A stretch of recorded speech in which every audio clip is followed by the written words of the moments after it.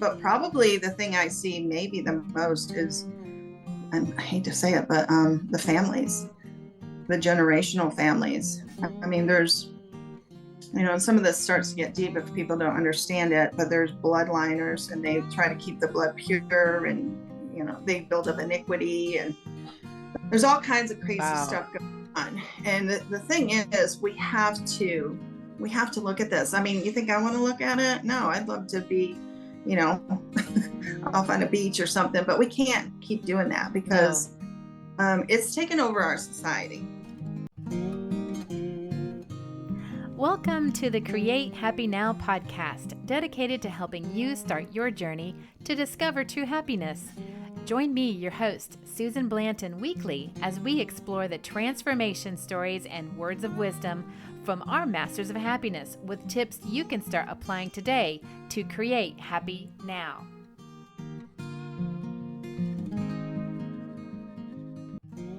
Hey, this is Susan Blanton with the Create Happy Now podcast, and today I have on my show Kelly Hawley. Kelly is an ordained minister and the founder and director of Warrior Bride Ministries located in Kennesaw, Georgia. Kelly and her Warrior Bride Ministries specializes in inner healing and deliverance for survivors of ritual abuse and child exploitation. Kelly has been ministering to survivors for over 15 years, including working as a director of healing retreats for Voice Today. While ministering to survivors with similar stories as her own, she noticed that the Lord was sending many who had been trafficked. That exposed her to the bigger picture of ritual abuse and the lack of help available to trafficked survivors and those with dissociative identity disorder, DID. After being called out of corporate America to start her own business about 10 years ago, her heart for seeing others healed and redeemed continued to be her growing passion. In 2021, she was led to start Warrior Bride Ministries with the mission of providing biblical healing and restoration to child exploitation survivors. You can reach Kelly at her website at www.warriorbrideministries.org. Well, hey, Kelly, thank you so much for joining us today on Create Happy Now. And I wanted to introduce you to the listeners today and have you tell them a little bit more about you than what we had in your bio. Tell us a little bit more about you, and then where did you start? How did you get to be where you are now? Tell us a little bit about your journey. Well, thank you. First of all, thank you for having me here today, Susan. I appreciate it. You're welcome. I appreciate your listeners' time as well. So how did I get here? Well, first of all, as you heard in my bio, I'm the founder of Warrior Bride Ministries, which does biblical healing and restoration for childhood exploitation survivors. And that kind of includes all kinds of abuse, sexual abuse, trafficking, ritual abuse, mind control, all the things that they're doing to our children. And so how I got here to this place was I was the product of unfortunately, I hate to say typical, but it's become typical, American family, divorced parents. And once the divorce happened, it just made me more vulnerable because my mother had to work, a lot of hours, which left me just more vulnerable. And that's what a lot of people out there, unfortunately, are looking for is and anymore it's gotten to where they're not even only looking for the vulnerable child. That used to be the case, and that still is, but now they've just become so brazen. They, are looking for them any opportunity they get. They have infiltrated our society on what I call all seven mountains. But, through the divorce, my mother started dating, brought in, the boyfriends, and they started the ball rolling in terms of my sexual abuse. Oh, no. That set me on a path in life that wasn't what my destiny, originally was. But once you get any kind of abuse like that, There's studies that say it changes everything about you. Yeah. It changes even your cellular, the way your organs work, everything. But you end up having a wound. And in Hmm. that wound, you go through life trying to fill that wound Yeah. with several different things. And some things look really good to society. They could be being very successful, being a workaholic, Hmm. perfectionist, being an overachiever, which I did all those things, but I also did the things that didn't look so good to society, like alcohol and drugs and men and shopaholic. And I mean, literally, I think I tried everything to try to be okay. Yeah. And none of it worked. So eventually, I met Yeshua, Jesus Christ of Nazareth, and he took me on a path of showing me how to get true healing, which was only comes from him. And once that happened, I was just so grateful to finally have found the answer that I just started serving him. And about 16 years ago, he led me into serving him in the way that he had healed me. So I started focusing on survivors of, and some people would say thrivers. They'd correct me for saying survivors, which is fair. Thrivers of sexual abuse. And when I first started, I thought they would be people that were kind of more like me or my story. The stepfather, the teacher, the coach, the priest, all those stories that you hear. Yeah. And a lot of times that's comes from a place of perversion. But it can come from other things, power and stuff like that as well. Mm. But I was serving over the years, the Lord started sending me also people that had been trafficked. And so then I went down that road of understanding that additional wound of the trafficking and what they go through and how to help them heal. And then as I continued through the last 16 years, he started sending me ones that had been ritually abused, which there's a sexual element to that.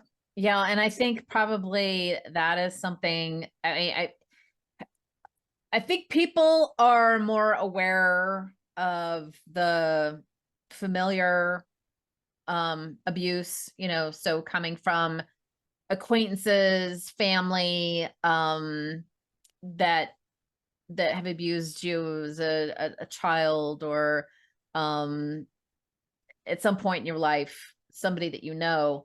And then the trafficking is now just coming to really more mainstream awareness of how prevalent that is.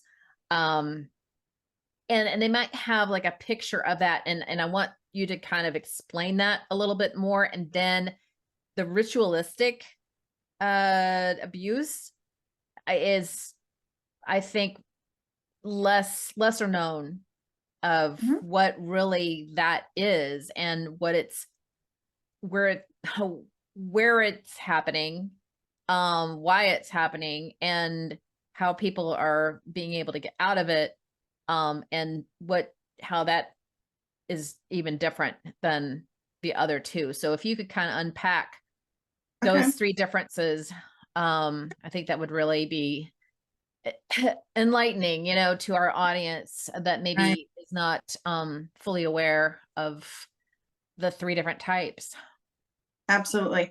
Well, and I would tell you, when I started this 16 years ago, very few people wanted to talk about, wanted to recognize, wanted to face just sexual abuse.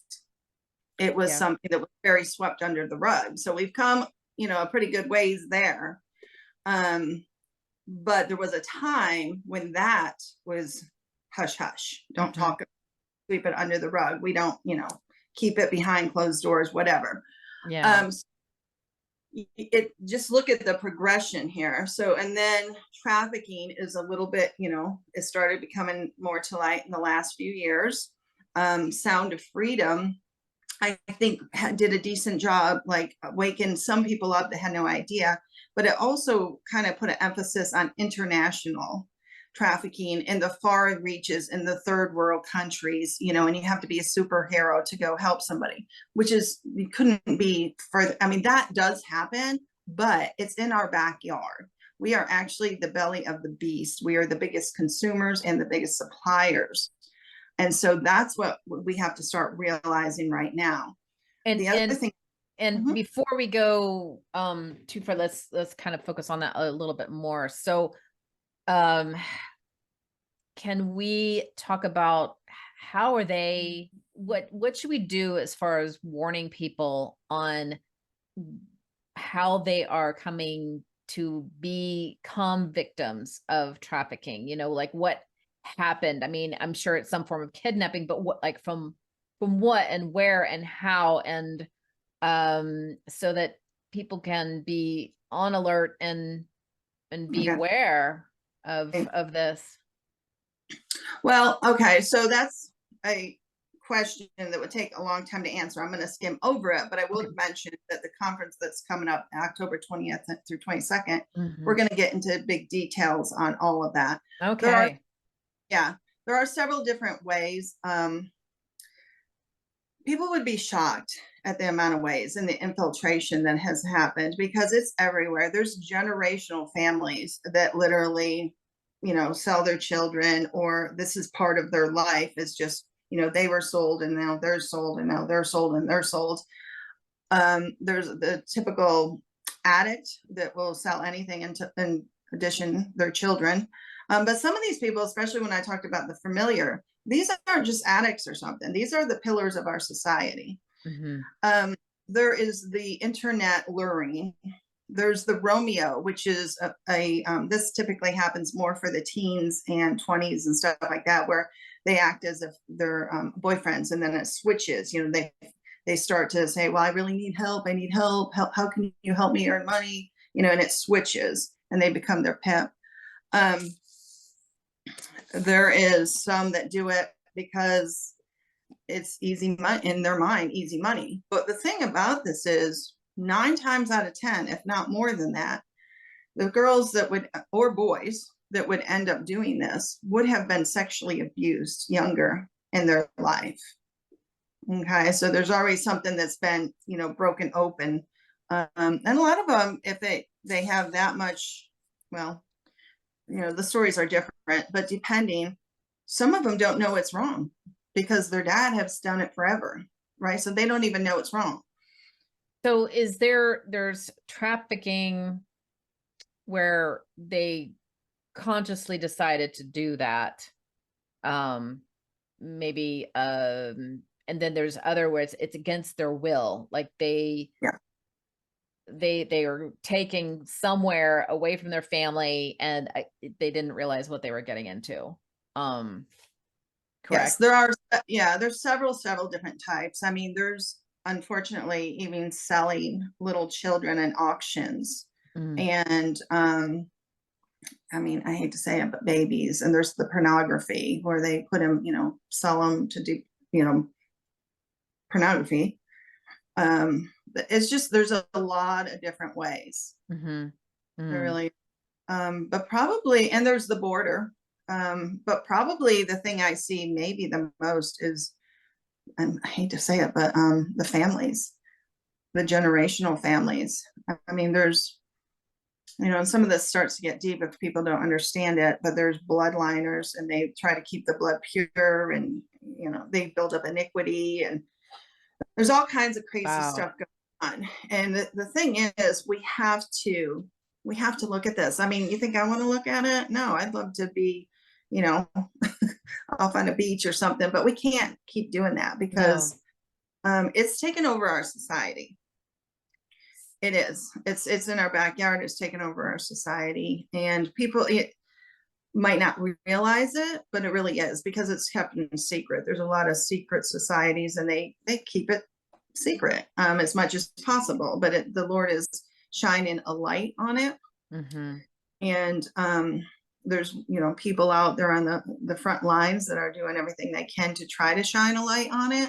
Even more so, as I mentioned, the movie that was out that at least brought consciousness that this is happening somewhere, but we really have to realize how big and prevalent it is in the US.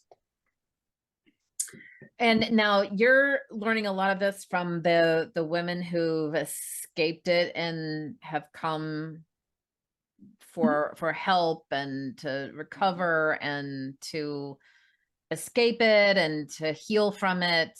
Can you tell us like how that has been brought to you and what you've Yeah. learned about that from that Okay. process? So first of all, let me just say that it's males as well. Yeah. It's Okay. about 60-40%. Mm. Um, 60% statistically, women, 40% yeah, men. Okay.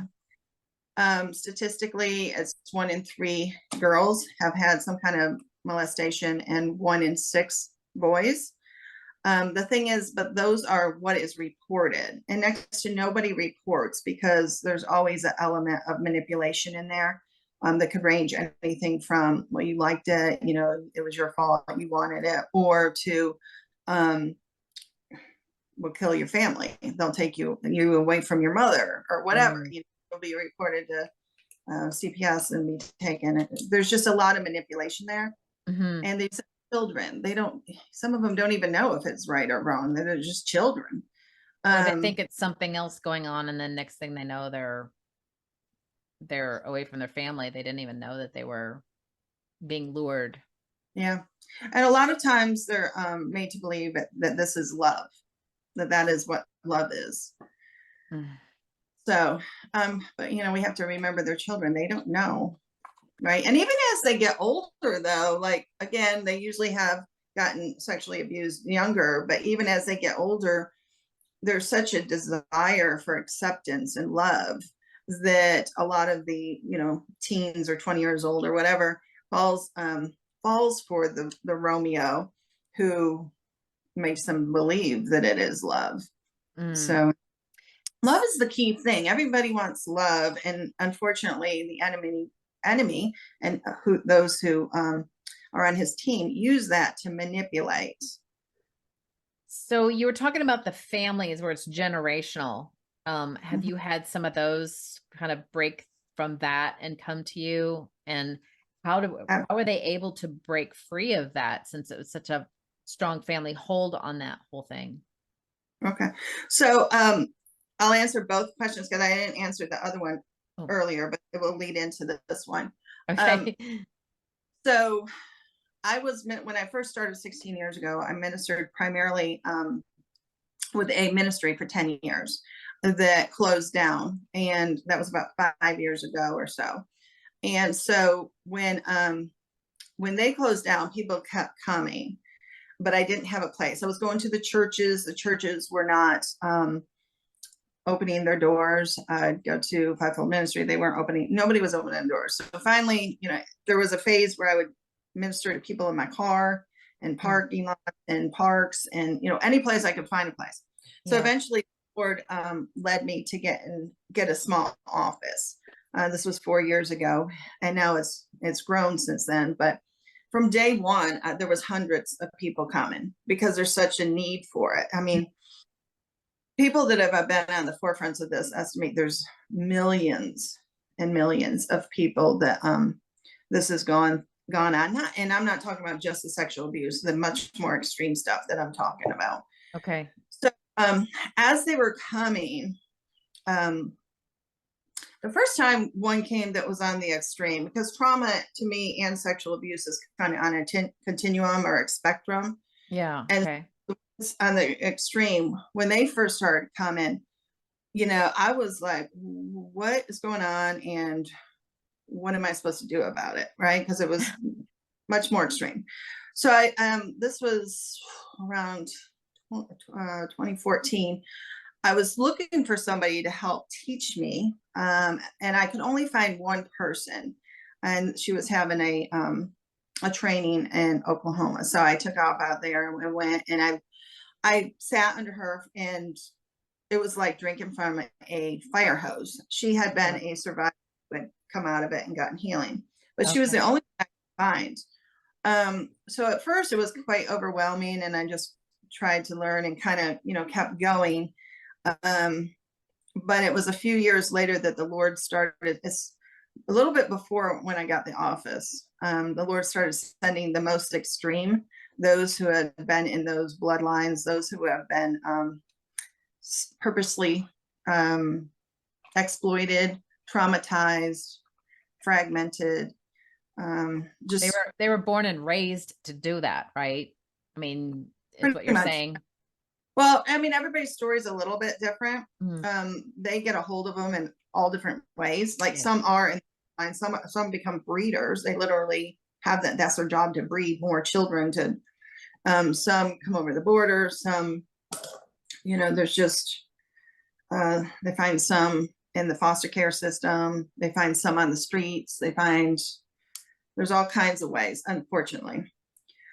So they they purposely traumatize them in the most severe ways. Like, you wouldn't even be able to think it up. Like, I'm never cease to be amazed at the evil and the ways they think it up. But what they're doing is they're looking for certain people with certain gifts and certain bloodlines, and this just kind of folds into really the end time wars. And I'm not saying end time of the world, end time of a season of age, that the enemy is trying to build an army. And this is probably getting deep for your audience, but our slogan at Warrior Bride Ministries is, I won't be quiet so you can be comfortable. Because you have to face this. We have to face this. They are literally training them and giving them jobs. And a lot of the stuff that you see happens out there, a lot of them would fall under this category, like Black Lives Matters, or, if you look at some of the different shootings that have occurred, and when you talk to the people afterwards, the ones that did it, they'd be like, the guy, he was like a great guy, had no record, No prior. This, and then he's back to normal again. Well, that's all the work that they've done for these things. And so even though this is like intense and deep and all of that, it has to be faced. And the thing is, there is victory, but there's only victory in Yeshua, Jesus Christ of Nazareth, because he is the one that overcomes. He overcame, and he is going to overcome this battle that we're in. And it's a battle that starts with our children, because if they can get them early, they can fragment their mind before age 8, and they can do all kinds of things to them when they fragment their mind. So, and I know this is probably too deep for most people, but we just have to face it, though. We have to face it, and you have to be like, okay, what is she talking about? She sounds kind of crazy. We'll look into it. Yeah. Dissociative identity disorder is in the psychology manual, the APM or whatever it is, the psychology manual. I mean, it is a real thing. And dissociation is something that the Lord gave us when he created us, so that when we went through trauma, if it was too much, that it could break off and go behind an amnesic wall, and we could keep going. Well, the problem is the enemy has kind of hijacked that and purposely traumatized and broke off these pieces. And that's where he does his work.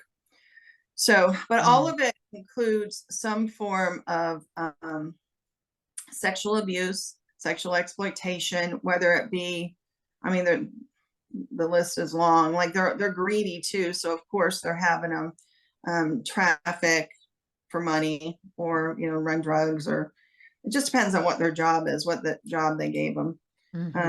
But definitely everything has an element of sexuality, because that's the most precious thing to Yahweh, is the purity of marriage and birth and life and children. They're all the most precious thing to him.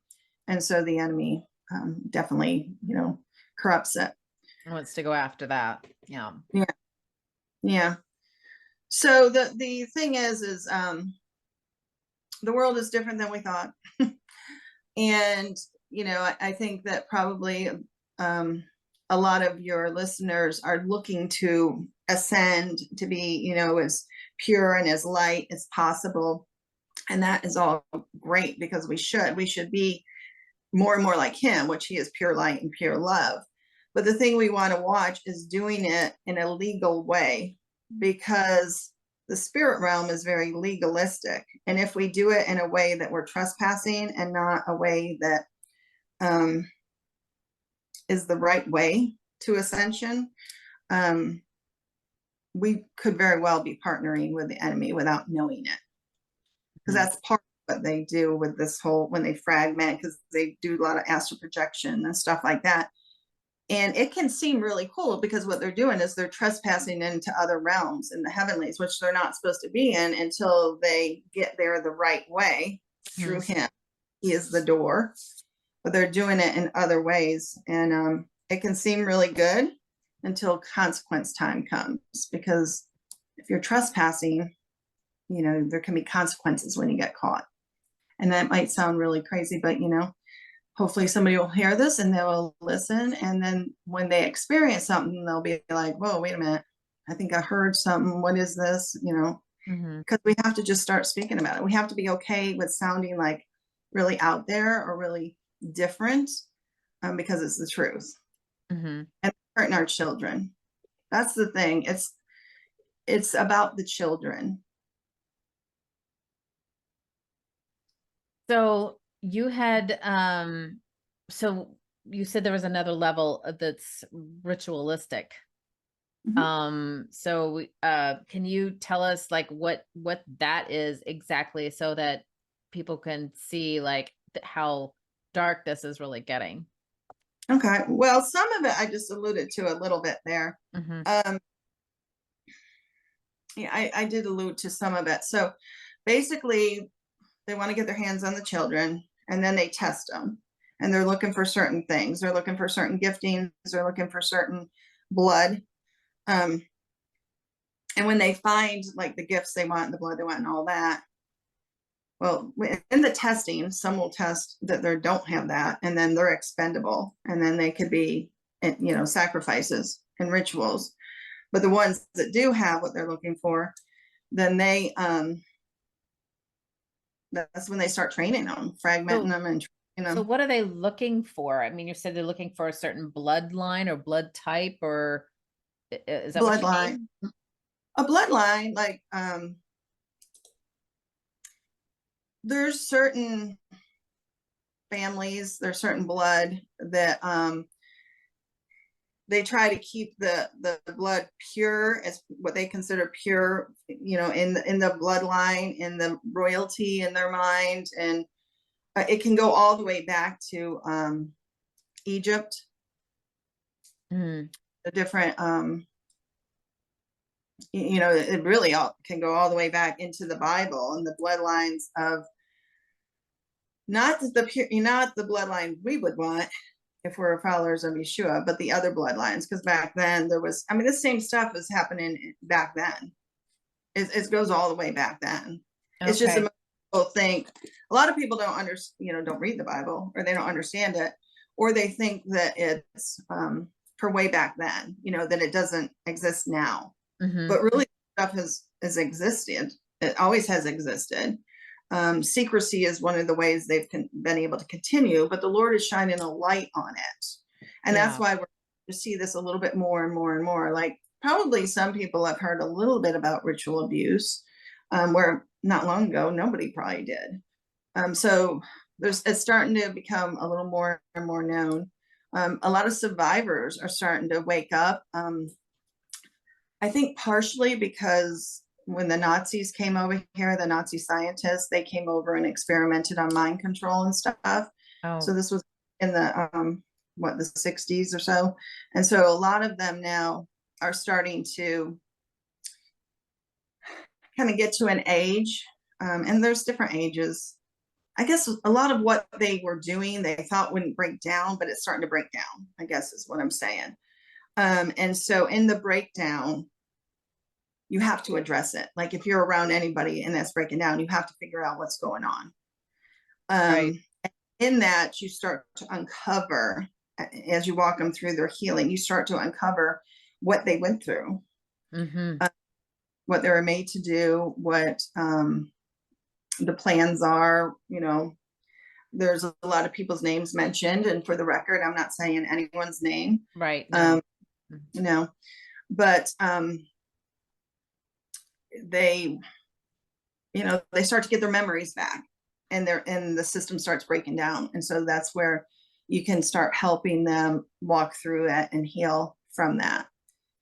And so there's probably going to be people on here that goes, oh my gosh, somebody understands, because they've been very lonely. Mm-hmm. A lot of them have been, when they've tried to get help, they go to the church rejects them. If they go to the hospital drugs them and puts them in the psych ward, or they're out on the streets. They don't want to do either one of those, so they take off to the streets.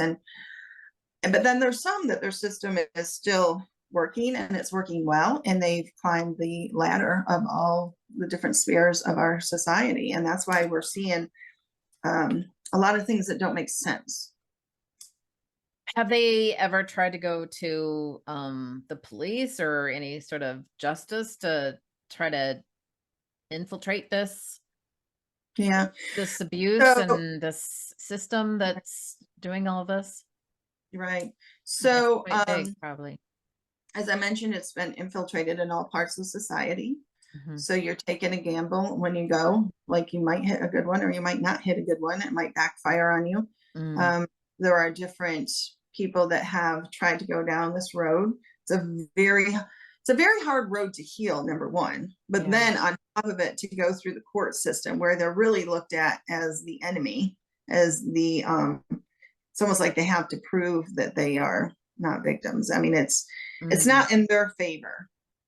So some people, the Lord has equipped to do that, and some have tried. Most of them have had to write lots of books. Kathy O'Brien would be one, just to explain what happened to them when they tried to go to the court system. So it's definitely a broken system. But ultimately, let's remember that they were children, and I get people from age 2 to 80. So it's all over the board, but it always it's rare that it doesn't start very young. Okay. So they were children. So, what all they really want, like there are studies that if a child doesn't have a healthy attachment to somebody when they're young, they'll die, right? Like that attachment is so important. So they really manipulate that. First of all, they do crazy stuff to manipulate that, because that attachment being broken is one of the biggest traumas ever. It's harder than physical abuse. It's harder than anything when you break from the heart, the attachment, especially a child with a mother or somebody that they believe is the mother, because half the time it isn't the mother. So what can you give an example of what they're doing? Sure. They have some people, I mean, I don't want to go too deep on it, but they have people, like they will take the child from a mother and then put it with somebody that is high up or something that will be believed to be the mother as they're being raised, but there's like abuse in it. There's never any real love. There's continuous abuse. You're stupid, you're all of it, whatever. It's just continuous abuse. And it comes in all kinds of crazy forms, that abuse. But really and part of the healing is all they really ever wanted was love. Right. Real love. And real love. So, the body of Christ, the church, should be rising up and giving love to these survivors and thrivers. But I can't say that they are. I'm saddened to say that there's very few that actually are willing to do this, which is really sad. But they have to. The children, the ones that have gone through this, have to realize that there is real love, good love, human love, along with that Yeshua really loves them, because they believe. And when I say Yeshua, for those who don't know, that's Jesus Christ of Nazareth. I say it that way because there is a fake one, and they've used the fake one to make the child, the victim, believe that the true one doesn't love them and isn't going to save them, isn't going to help them. So that's another another way they manipulate. But what they need to realize is that there is true love, that this world can be good. There are good things in it, and that he is good, because right now they've seen nothing but evil primarily. So they will dissociate a lot and astral project out of their body because this world doesn't look good. This world has hurt them. Yeah, they want to escape the physical. Yeah. Yeah. So a big part of it is helping them see that there is good, there is real love, and he is really real love, and he never left them or forsake them. It's just that things are different than most people believe. Most people believe that he has a magic wand and just goes like this. Well, that's not true. There's a lot of legalities. He gave us free will. Free will overrides everything. Even if that free will has been manipulated, it's still legally the choice of whoever. And what they'll do is, in the trauma, they will have them make a deal, like the trauma will stop if you reject Yeshua and if you say yes to the enemy, basically. And so there's a whole thing that goes on there. And it gets really deep, and there's a lot to this. Probably a lot of blackmail programming, right? There's just so much to it. But ultimately, people just have to care enough about our children, because there is something you could do. Like, maybe you're not called to do what I do and walk through all this, although I do believe there are people out there that are. But maybe you're not. But maybe you're called to be a friend, because they need maybe you're called to teach them life skills, because half the time they don't know life skills. They don't know how to take care of their bills. They don't know how to clean a house. They don't know how to groom themselves well, or whatever. Maybe you're called to disciple them, go for walks with them, or just teach donate clothes. And now how are they escaping this situation in order to find you? Right. So there's a lot of different ways. I have people that run from them and leave the state and come here. I have people that let's see, I'm trying to think. Some have jumped out of cars. Some, some of them get to an age where they just have that freedom where they can go, but they think at that point that they're programmed enough where they can still manipulate them and make them, so sometimes some may have planned their escape for a while. I mean, I've had all kinds of stuff. Some have seen an opportunity at the hospital or whatever and took off running. Some jumped out of the car. Some have been adopted, and then the adoptive family brings them because they're like, something's wrong here.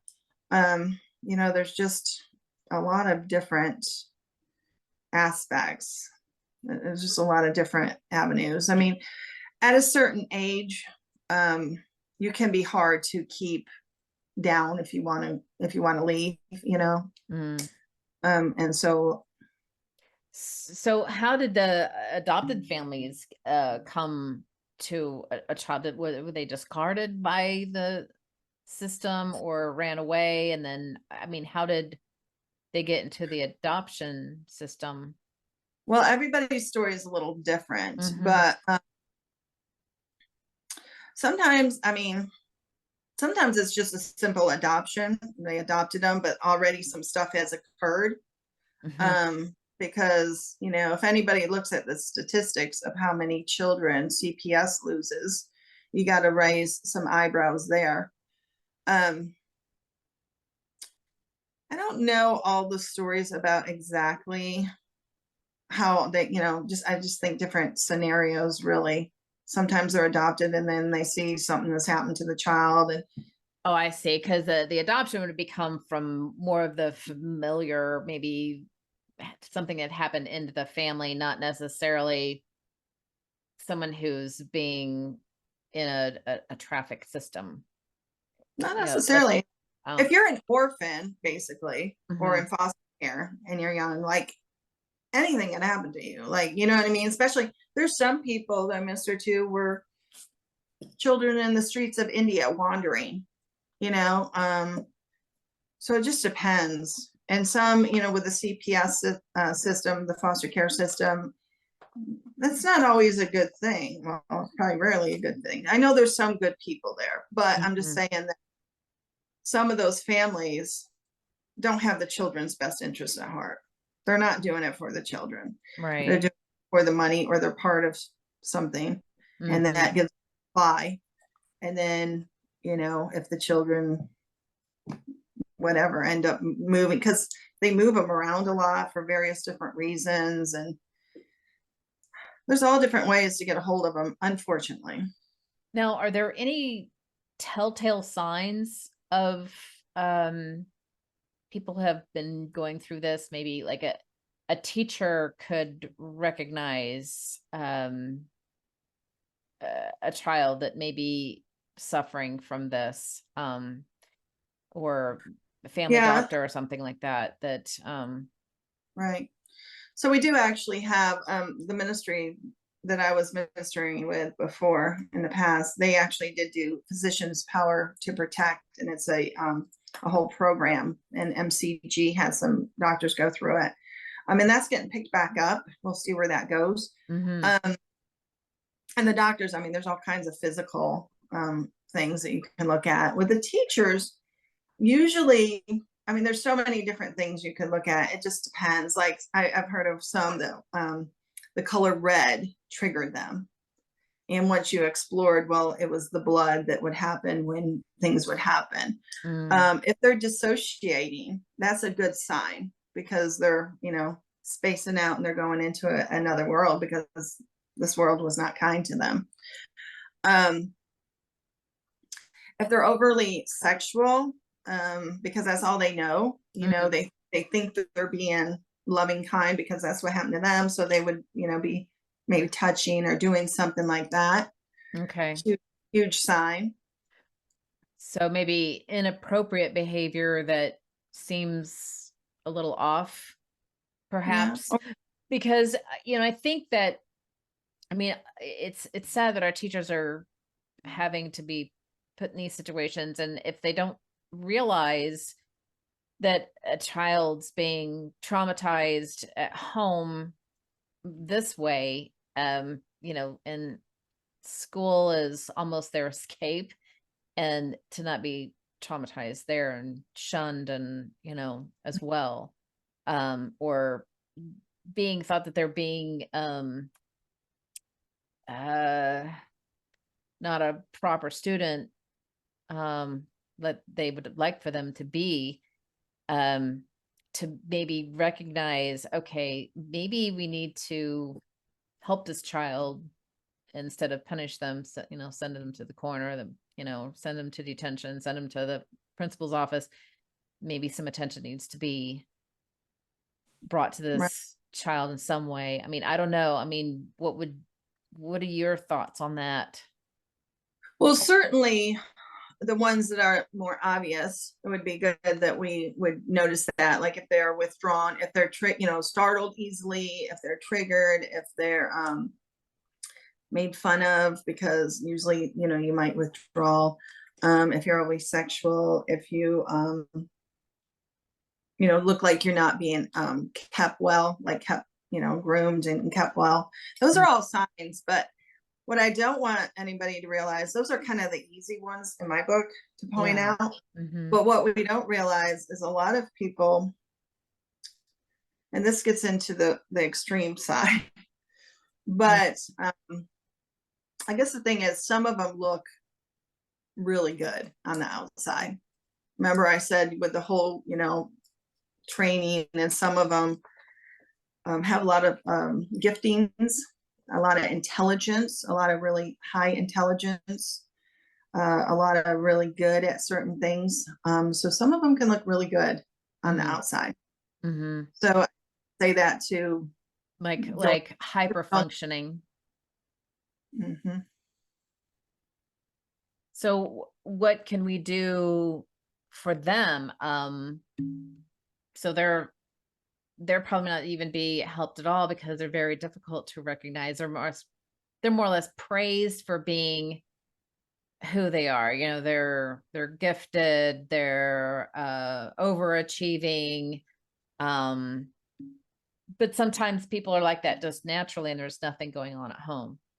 So is it more of less educating them that, okay, here's some place you can go if this is something that you've been exposed to or you have dealt with, here are some resources for you. Yeah. So I think in terms of like, if we're focusing on school or really anywhere, I mean, education is going to be a huge thing in terms of prevention. Mm-hmm. uh, Letting everybody know what's appropriate, what's not appropriate. Like, first we have to educate ourselves so that we can educate them, because we have to understand the ways of the enemy, and we don't. In general, we don't at all. Mm-hmm. Or that we have no idea. We're just like getting beat up. So we have to wake up. We have to get educated. That's one reason I'm doing that conference the weekend, October 20th through 22nd, to really educate what's really going on. So then we can start taking over society with education and saying, like, if somebody approaches you with this is not right. This is what you do. If somebody wants to do this, and there's so many things that we can, again, if you go to the extreme, there's so many things, and it's infiltrated all our society. If we start making this where it's not like, I don't want to hear it, I can't look at it, I can't whatever, and it comes to the light, then the darkness has to disperse. Right. But we have to be willing to do that. I think that a lot of what's going on these days is in so many different aspects.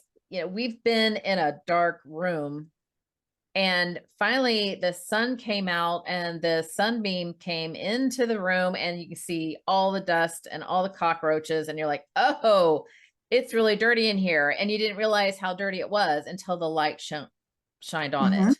And so Mhm. now light is getting shown on so many different things. And now we can go, oh, well, we got to clean this up. We got to dust. We got to get rid of the cockroaches. We got to, get this Mhm. all, because the light's going to stay. Yes. Yes.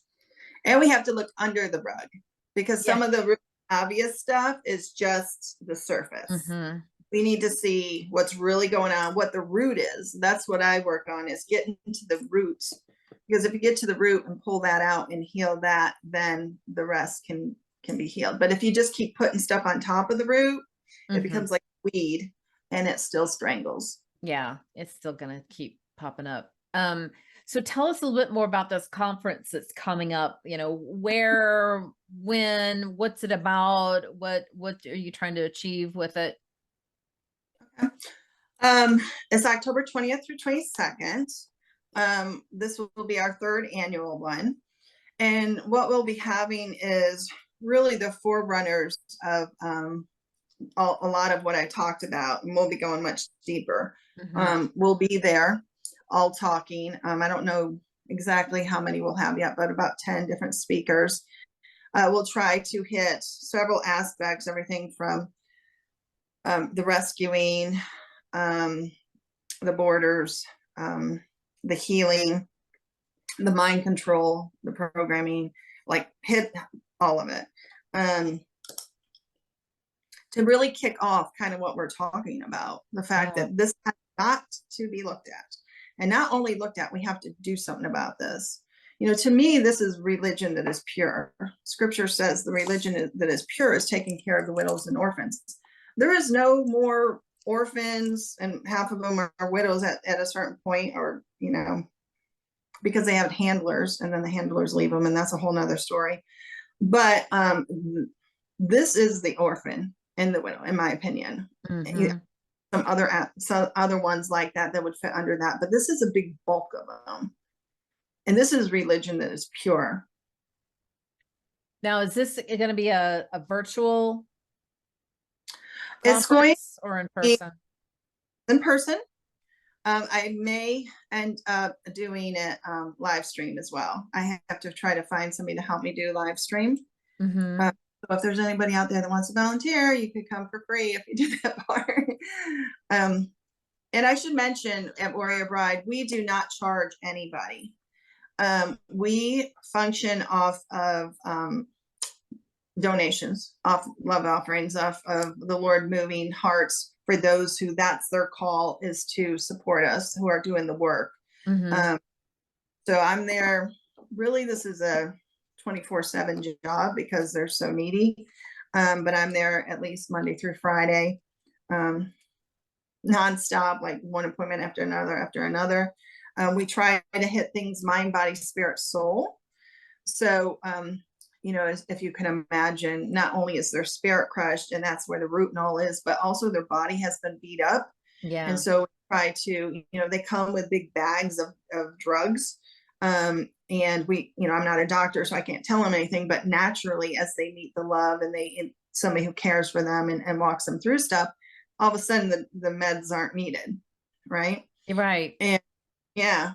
And then, so we do natural stuff. We try to promote all natural, clean, but we have a biocharger, we have a scanner, we have a chiropractor that specializes in releasing of body memory, because the body core, so there's a lot of the trauma stored in there. We have a counselor, we have DBT classes, and this is all in general volunteers that like, okay, I'll do DBT classes, okay, I'll do this, I'll do that. So that's what we also need, is people that whatever the gifting is, whatever your thing is, if you would be willing to make a space for them. Like, I'll, for an hour once a week, an hour once a month, we'll do, and it can be online, it can be in person too if you're in the Atlanta area. Either way, they do like a sponsoring a person. Yes, absolutely. Yeah. So many of them. I actually have a long list, a waiting list for people that want to come, but they don't have the finances. Mm-hmm.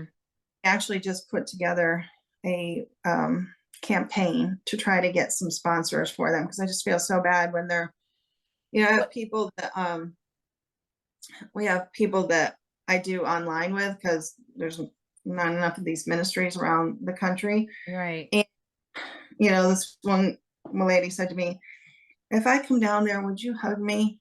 And I'm just like, oh my gosh, and I'll take a hug, like, would you hug me? Like, I'm like, oh my gosh, like nobody's there hugging her. Like, just give her somebody give her a hug. It's just so sad. I mean, they really just need to be loved. It's so sad. They need a hug. They do. And much more complicated than that, but really ultimately, so what would it cost to sponsor, say, a person to, I mean, would it be like a monthly thing, or, I mean, I maybe don't have it set up, but I mean, is there like a approximation of, like, if somebody wanted to give a monthly gift, what would cover like one person? I hate that they're just putting that together right now. Trying to remember, I'm not the one doing that. I think they did it like monthly and then annual. I want to say it was like in the like 2000-ish for a month. Like, if you did like the whole rent and food and all that, and then times it out for a year, it was something like that. But even if they want to sponsor a month, it's, again, if we don't charge, because these people are often too broke, broken, anything helps, put it that way. And so also the conference, not only is this a big educational thing, this is, in theory, a fundraiser. Okay. So they will have access to sponsor their, or to, give their heartfelt donations at the conference, but you'll accept that anytime. Oh yes. Yeah. Right. And it's a dinner too at the conference. There's like Saturday night is a dinner.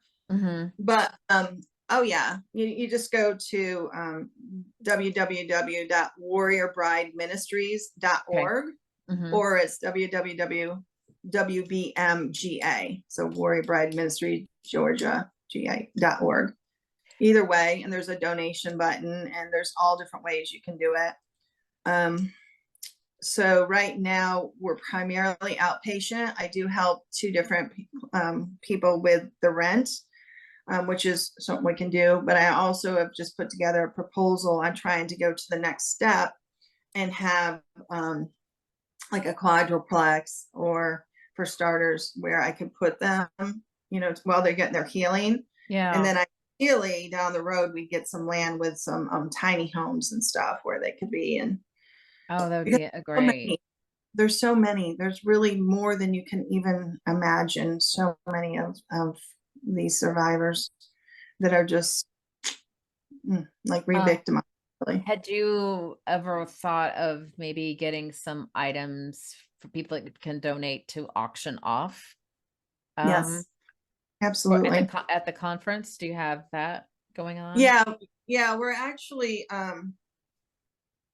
right now, what we're trying to do, and this is not me either, I don't handle this part, but start an online auction so that we can try to run as much as possible. And then like at the end of the conference, the winners are the winners. And I know that there's like a jet ski that's like a $10,000 jet ski that you could probably get for $3,000-4,000, you know what I mean? Yeah. You can get a really good deal on. And then there's one of those fire pits where the smoke doesn't come out. I forgot what they call them. And it's round. Like a tabletop it's that new kind of thing. It's some new thing that's out like the last few years. Oh, okay. And I don't know, I can't remember the name, but anyways, there's been a few things donated. Yeah. So I mean, if anybody else wants to donate, they can go to the Warrior Brides and reach out to you and say, hey, I'd like to donate something for that. I mean, there's so many different ways that you can donate. So you can go to the warriorbridesministries.com, see how you can help, reach out to Kelly and say, what can I do? How would you like my help? And just kind of, personalize however you would like to help out. And right now we're just about to have the meeting for the volunteers for the conference. So if anybody wants to volunteer that way, give us a call as well. And we do need people to promote the conference. I'm so busy working with the clients that I have not really put myself out there just because I'm like so busy with it. But that kind of hurts you too, especially in this day and age. You really have to. So I'm having to, start to do that. Is that conference on a weekend, a Saturday, Sunday? Yes. And where? There's a portion that's Friday, late Friday, but Saturday, Sunday primarily, and Friday as well. But Friday is like almost more of a like a smaller with the speakers, have dinner with the speakers, and the speakers will go, you'll be able to really pick their brain and stuff like that. So what was the last question? Where in Georgia are you having the physical conference? I know you said you're going to do a live stream too. Where? Kennesaw, Georgia. Kennesaw. Okay. And what's it cost to go? Where can we get tickets? So it's online, the same website. Okay. You just hit events and then you'll see it and register. And it's broken up. The conference itself is $79. Right now it includes lunch. It will include some meals for like the next week or two, and then that will be cut off, and that would be extra after that. So it's like an early bird special. And then if you do the dinner at night, like the fundraising dinner, that was another 100 or something. Okay. So it just what you choose. But the main conference is $79, but there's some add-ons if you want. Okay.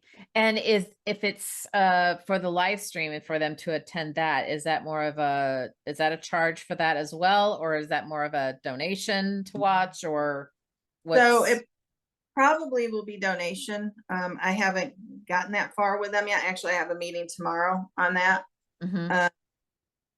It's probably going to be donation, love offering, but okay. That's not my lane either. So My lane is the healing portion and then just kind of overseeing the ministry. And that's more than I can handle. Oh, yeah. Well, you're doing wonderful, wonderful work, Kelly. And I think there needs to be more Kellys like this around the world, not just here in Georgia, but every state, United States, and other countries and provinces and towns and cities. I mean, we just need to rinse, slather, and repeat on this. And I know it's not easy. I mean, what you're doing is not easy, and you have to have a calling for this, and it's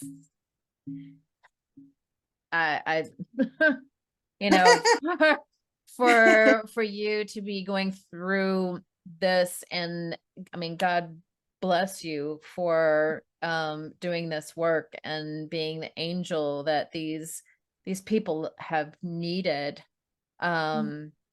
to heal and move on and have some sort of, finally feeling love. I mean, you've got love coming out of your pores.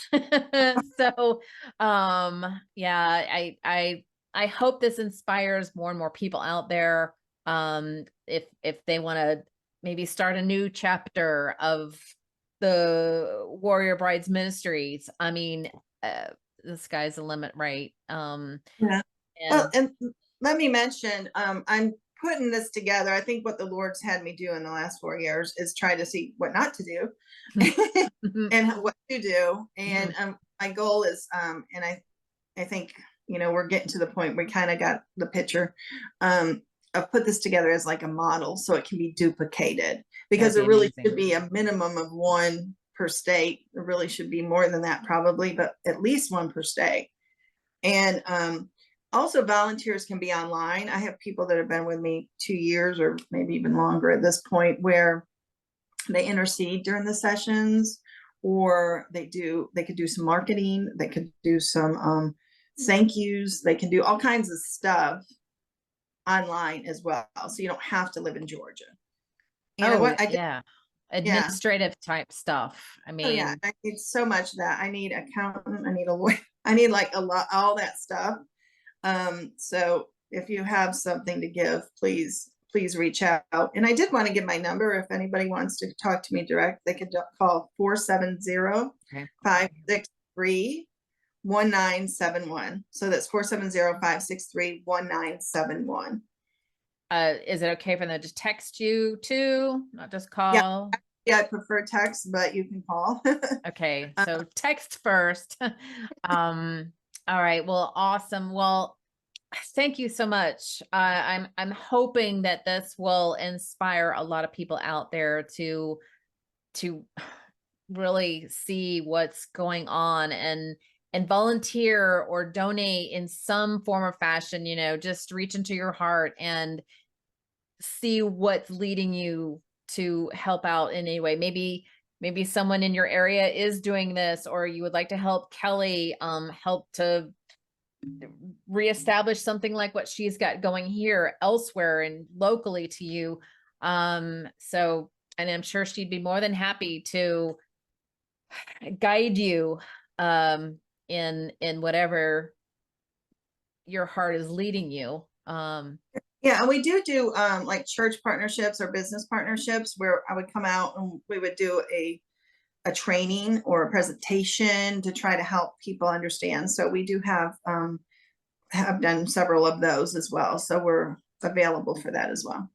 Awesome. Well, thank you so much, Kelly. And I hope that this conference is a booming success for you. Hopefully it'll help generate, what you need to help heal these people and take care of them and get them back where they need to be in society and healed and on their way to loving life again. And then having more chapters like this somewhere, spread this service to all reaches, where people can find, help and solace and solitude and love. And yeah, so wow, you've really opened a lot of people's eyes today, I think. Yeah. We might be a little shocked too, because we just don't realize how rampant this problem is, and it's going to take a bit to correct it and eliminate it. But it starts with just doing something. Okay. Like Anything. Warrior Bride is a space for you to do something. And the something, all the somethings contribute to this. We need to come together in unity and fight this. We can't do it one-on-one. Like we can't do it like me taking it on, or, you know, the other few people that I know that do it. We have to come in unity, come together and do this.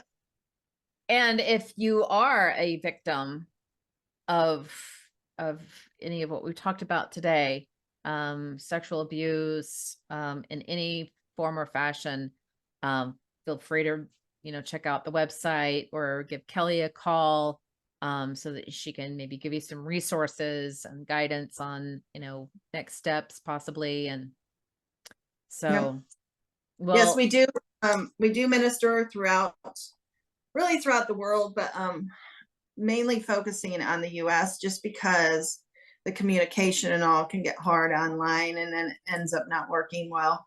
But online, like, you don't have to be in Georgia. Yes, it's better if you're here in person. There's an extra element of healing there, but I've ministered to several, you know, huge percentage, hundreds really, online as well. So that does work as well. So, well, bless you, Kelly, for what you've been called to do, and that you are marching forward. I mean, you're a warrior yourself, you know. So, wow, you've got a humongous heart. well, thank you. And I'm so glad that you were able to come on and share this news, because it is not very mainstream. A lot of people aren't really wanting to hear this news. It's not pleasant, you know, but it's our responsibility to do something about it in Absolutely. some form or fashion. Whatever you feel like you can do, no matter how small, is something. Everybody can do something. I don't care if it's give $10 a month, whatever, you know, can add up. Everybody can do something. Donate something. Yeah. You can do something. Pray. You can intercede. You can do something. And we need to do something. And to me, I believe that this is our modern day slavery, and it's worse than even, I don't know, I won't even go there, but it's really bad. And if we just, you know, sometimes we say like, well, if I was there for the Nazis and Jews, I wouldn't have turned. Well, we're turning our head. This is our modern day. This is our battle. And we are turning our heads, and we have to stop it. Absolutely. Absolutely. Well, thank you again, Kelly, for coming. And you guys definitely check out her website, Search Your Heart, to help in any way that you feel led to. And hopefully you can either attend in person this conference she's got coming up in October, either online or in person. And if you feel led to doing what Kelly is doing, definitely reach out to her, call her, say, what can I do? How can I get started? So thank you so much, Kelly. Thank you. Thank you for having me. God bless everyone. Bye. Bye-bye. Thanks for listening to this episode of the Create Happy Now podcast. Please be sure to subscribe, and if you are watching on YouTube, hit that notification bell. If you have a topic to suggest, please leave a comment below. Catch the Create Happy Now podcast on iTunes, Google Podcasts, Podbean, Spotify, Audible, iHeartRadio, Player FM, Listen Notes, and Podchaser. Check out other YouTube videos on the Create Happy Now YouTube channel. And if you want more, check down below for resources, courses, and events, or go to www.createhappynow.com.